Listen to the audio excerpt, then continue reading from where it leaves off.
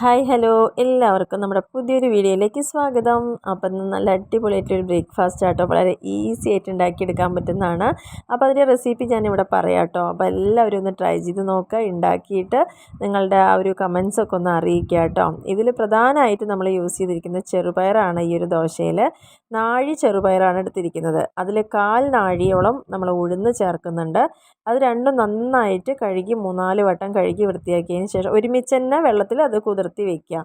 അതിൽ ലേശം ഉലുവയും കൂടി ഇട്ട് കൊടുക്കുക. എന്നിട്ട് പിറ്റേ ദിവസം രാവിലെ നമ്മൾ അധികമൊന്നും വെള്ളം ചേർക്കേണ്ട ആവശ്യമില്ല, നന്നായിട്ട് അരച്ചെടുക്കുക. ഉപ്പും ചേർത്ത് അരച്ചെടുക്കുക. അരയ്ക്കുന്ന സമയത്ത് നമ്മളതിൽ കുറച്ച് ഇഞ്ചിയും പച്ചമുളകും അതേപോലെ തന്നെ കുറച്ച് കറിവേപ്പില അതൊക്കെ ഒന്ന് ചേർത്ത് നന്നായിട്ടൊന്ന് അരച്ചെടുക്കുക. എന്നിട്ട് ലാസ്റ്റ് മാത്രം നമുക്ക് വെള്ളം വേണം തോന്നുകയാണെന്ന് വെച്ചാൽ, അതായത് നമ്മൾ സാധാരണ ചെയ്യുന്ന ദോശമാവിൻ്റെ അത്ര വലിയ ലൂസായിട്ടുള്ള മാവൊന്നും ആവശ്യമില്ല കേട്ടോ.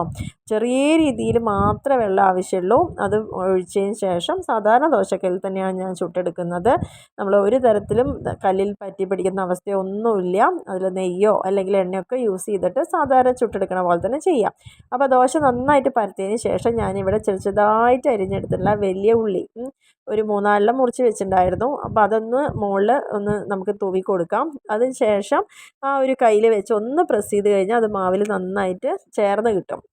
ഇനി ഒരു സൈഡ് മാത്രമാണ് വേവിക്കേണ്ട ആവശ്യം ഇഷ്ടമുള്ള ആളുകൾക്ക് അങ്ങനെ ചെയ്താൽ മതിയാവും. അല്ലെങ്കിൽ നന്നായിട്ട് നമുക്കൊന്ന് മറുവശവും കൂടി തിരിച്ചിട്ട് കൊടുത്തിട്ട് നന്നായിട്ട് മൊരിയിച്ചെടുക്കാം. ഉണ്ടാക്കുന്ന സമയത്ത് നല്ല മൊരിവോട് കൂട്ടിയതും അതാ ഈ ഒരു ദോശ കാണുന്നില്ലേ, നന്നായിട്ട് ക്രിസ്പായിട്ട് കിട്ടിയിട്ടുണ്ട്. പക്ഷേ നമ്മളത് തണുത്ത് ആറിക്കഴിഞ്ഞ് കഴിഞ്ഞാൽ വളരെ സോഫ്റ്റും ആയിട്ടുള്ളൊരു ദോശയാണ്.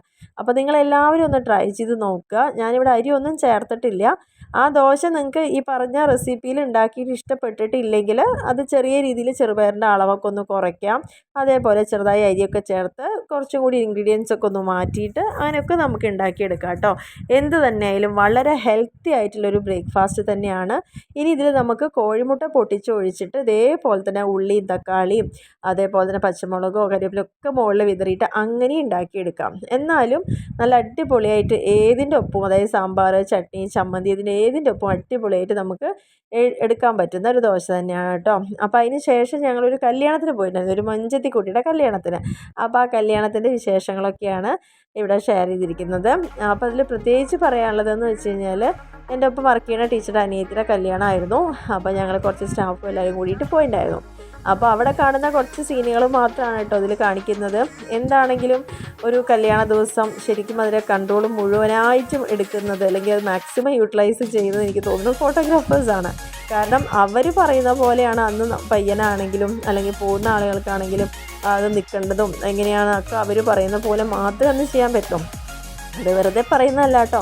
കാരണം നമ്മുടെ വീഡിയോസും ഫോട്ടോസും ആൽബവും ഒക്കെ നല്ല രീതിയിൽ നല്ല ഭംഗിയായിട്ട് വരണമെന്നുണ്ടെങ്കിൽ അവരത് അതിനൊരു മുൻകൂട്ടി കണ്ടിട്ടാണല്ലോ ആ രീതിയിൽ അവർ പറഞ്ഞുകൊണ്ടേയിരിക്കുന്നത്. പക്ഷേ എന്താ വെച്ചാൽ ചില ആളുകൾക്ക് ഭയങ്കര ദേഷ്യം വരും ആ ഒരു സമയത്ത്. അങ്ങനെയുള്ള കുറച്ച് കാര്യങ്ങളൊക്കെ ഉണ്ട്. കാരണം ഒരുപാട് ടൈം ഇതിനു വേണ്ടി മാത്രം, ബാക്കിയുള്ള ചടങ്ങും കാര്യങ്ങളെക്കാൾ ഉപരി കുറേ സമയം ഇതിനു വേണ്ടി പോകുന്ന പോലെ തോന്നാറുണ്ട്.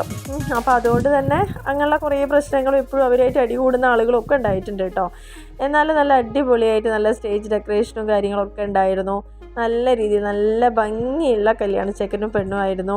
അപ്പോൾ അവരവരുടെ ഫോട്ടോഗ്രാഫേഴ്സിൻ്റെ നിർദ്ദേശത്തിനനുസരിച്ച് കുറേ ഇങ്ങനെ റൗണ്ട് ചെയ്യുന്നുണ്ട്, തിരിയുന്നുണ്ട്, കെട്ടിപ്പിടിക്കുന്നുണ്ട്, ഉമ്മ കൊടുക്കുന്നുണ്ട്, പിന്നെ മെഹർ കൊടുക്കുന്ന കുറച്ച് കാര്യങ്ങളും, പിന്നെ അതേപോലെ തന്നെ പയ്യൻ്റെ അമ്മ അവർക്ക് ഗോൾഡിട്ട് കൊടുക്കുന്ന അങ്ങനെ കുറച്ച് സീനുകളൊക്കെ തന്നെയാണ്.